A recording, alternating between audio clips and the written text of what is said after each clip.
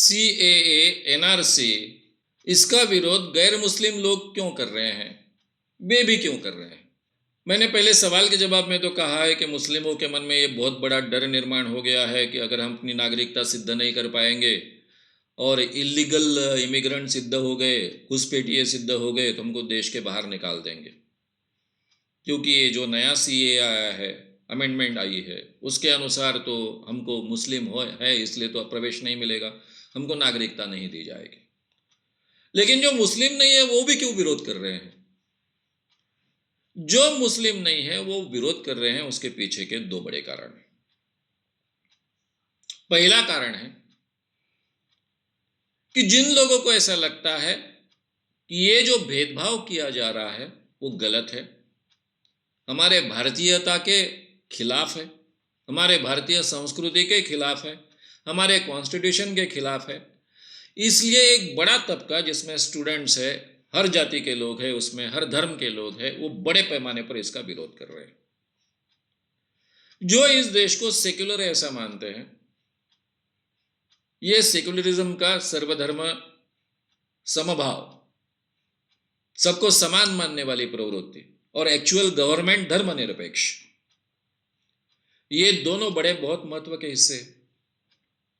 समानता भी है सब धर्मों में और धर्मनिरपेक्ष गवर्नमेंट और कानून होने चाहिए, ये दोनों के ये खिलाफ है, इसलिए कॉन्स्टिट्यूशन के खिलाफ है ऐसा लगता है। इसलिए जो सेक्युलर मान्यता के लोग हैं या फिर खुले दिल वाले हिंदू लोग हैं, जो सब धर्मों के लोगों को अपना भाई मानते हैं, वे सभी लोग रास्ते पर आए हैं, सड़कों पर आए हैं, इस आंदोलन के साथ में जुड़ गए हैं और इन दोनों कानूनों का बड़े पैमाने पर विरोध कर रहे हैं। जबकि एनआरसी अभी लागू होने का सवाल नहीं है ऐसा कह रहे हैं, लेकिन हमारे गृह मंत्री ने बार बार रिपीट किया है कि हम एनआरसी लागू करेंगे।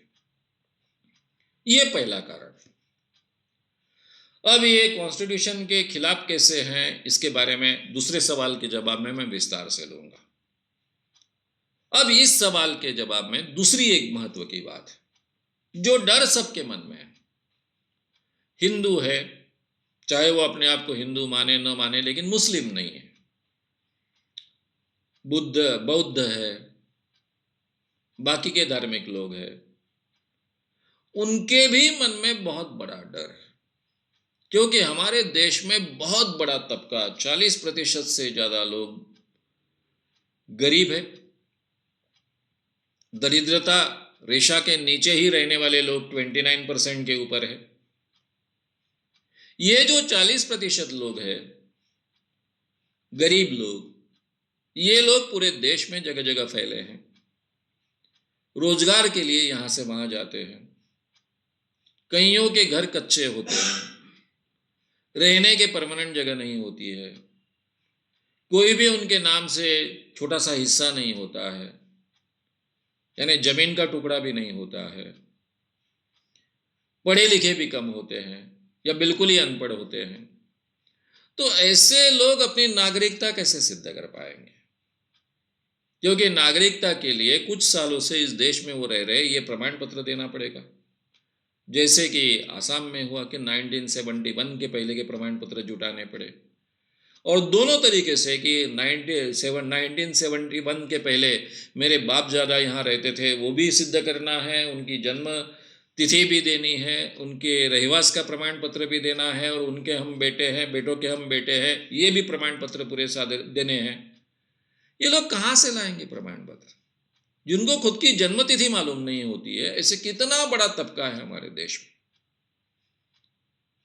खुद की जन्म तिथि मालूम नहीं, अपने पिताजी की, उनके पिताजी की, बाप दादा की, या फिर ग्रैंडफादर की जन्म तिथि कहाँ से लाएंगे, जन्मस्थल कहाँ से लाएंगे?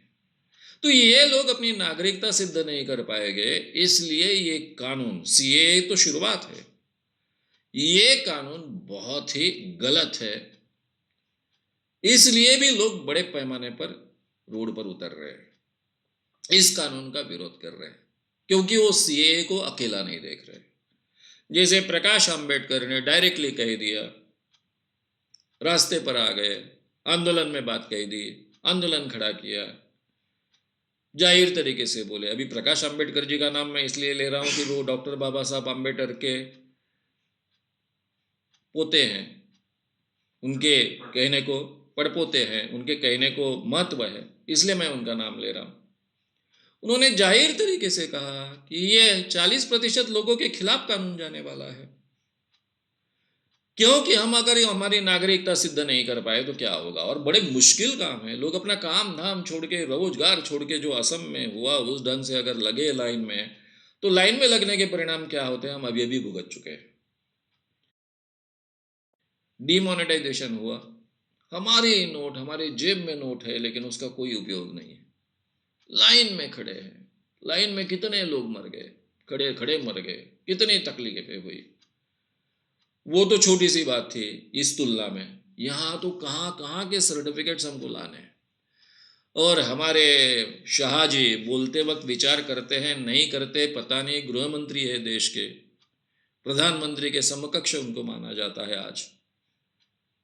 और उन्होंने जाहिर तरीके से बोल दिया है कि आपके बाकी के जो है डॉक्यूमेंट्स है, जिसको हम तुम आधार कार्ड कहते हो, बाकी के जो भी है, आधार कार्ड है, इनकम टैक्स के हैं, फिर राशन कार्ड है, इन सबको माना नहीं जाएगा। आपको स्वतंत्र प्रमाण पत्र देने पड़ेंगे, और आधार तो बिल्कुल ही नहीं माना जाएगा।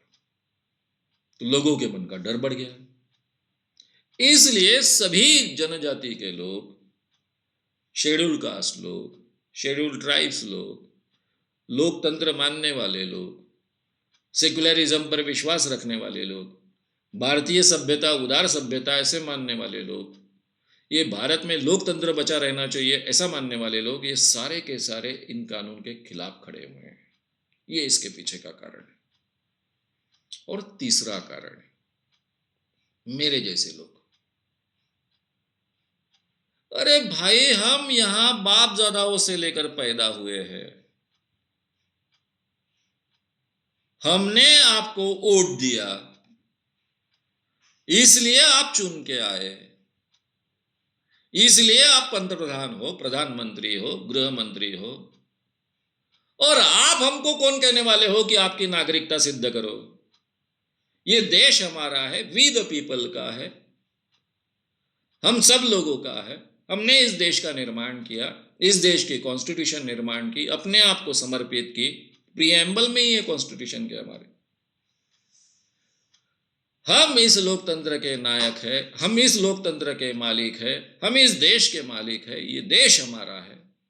और आप हमको कौन हो लाइन में लगाने वाले कि आपकी नागरिकता आप सिद्ध करो। आपको जरूरत है तो आओ, जानकारी निकालो, करते बैठो। हमको क्यों लाइन में लगा रहे हो। इसलिए हमने आपको चुन के दिया, आपको प्रधानमंत्री बनाया, आपको गृह मंत्री बनाया। कौन हो आप। हमें अपनी नागरिकता क्यों सिद्ध करनी पड़ रही है। ये वाजिब सवाल है, और हर नागरिक के मन में यह सवाल होना चाहिए। ऐसे कैसे भाई, कौन हो आप, हिटलर हो।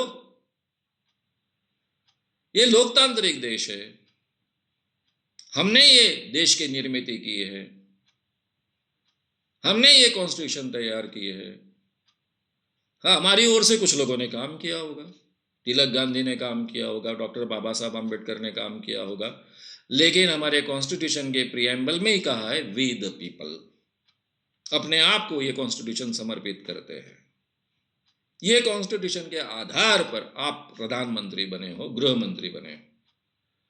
हमको अपनी नागरिकता सिद्ध करने के लिए लाइन में खड़े करवाने वाले आप कौन हो। ये आप नहीं कर सकते हो। और तरीके हैं, शांतिपूर्वक तरीके हैं। इतने दिनों से जो लोग इस देश में रह रहे हैं, वो आप कोई प्रमाण पत्र मांगे बिन उनकी लिस्ट तैयार कर सकते हो। ये कोई तरीका नहीं हुआ। ऊपर से कहते हो आधार भी नहीं चलेगा। भाई, अधिकार आपको दिया किसने। आप मालिक हो इस देश के। ये फीलिंग रखने वाले मेरे जैसे बहुत लोग हैं, और मैं कहता हूं कि ये हर व्यक्ति के मन में ये फीलिंग होना चाहिए चाहे आप बीजेपी के समर्थक हो, चाहे आप मोदी जी के भक्त हो, भाई हमको हमारी नागरिकता सिद्ध करने के लिए मजबूर करने वाले आप कौन हो? आप इस देश के मालिक नहीं हो। हमने आपको चुन के दिया, इसलिए आप प्रधानमंत्री हो। इस बात को हमने कभी नहीं भूलना चाहिए। हमने अपने भारत का इतिहास भी नहीं भूलना चाहिए। इस देश में आम आदमी को कभी अधिकार नहीं थे, कम से कम 2000 सालों से नहीं थे। पहली बार आम आदमी को ये अधिकार प्राप्त हुए। पहले इस देश में केवल ब्राह्मणों को अधिकार थे, थोड़े बहुत साथ में क्षत्रियों को अधिकार थे, उससे भी थोड़े कम, लेकिन हाथ में हाथ मिलाकर चलते थे करके वैश्यों को अधिकार थे। लेकिन 50% के ऊपर के जो बड़े पैमाने पर इस देश में शूद्र कहलाए, उनको कोई अधिकार नहीं थे इस देश में। 2000 सालों से कम ये सिचुएशन थी। ये सिचुएशन बदली, अभी अभी बदली। हर व्यक्ति को अधिकार प्राप्त हुआ, मत व्यक्त करने का अधिकार प्राप्त हुआ, सरकार चुनने का अधिकार प्राप्त हुआ, इक्वेलिटी का अधिकार प्राप्त हुआ, बंधुता रखनी चाहिए ये संकल्पना और मूल्य हमने स्वीकार किया। न्याय की अपेक्षा है, जो हमारे कॉन्स्टिट्यूशन के 4 महत्व के मूल्य है: समता, स्वतंत्रता, बंधुता और न्याय, सामाजिक न्याय और सभी प्रकार का न्याय। तो ये हमारा जो देश है, उसका ताना बाना आप डिस्टर्ब मत कीजिए। हमको जानवर मत समझिए कि लाइन में लगकर अपनी नागरिकता हम सिद्ध करेंगे। ये भावना रखने वाले लोग भी इस कानून के खिलाफ है, इसके प्रवृत्ति के खिलाफ है, इस कानून के साथ में आने वाले अहम के खिलाफ है। तो ये तीनों प्रकार से जो मुस्लिम नहीं है, गैर मुस्लिम है, ये लोग भी इन कानूनों का विरोध कर रहे हैं।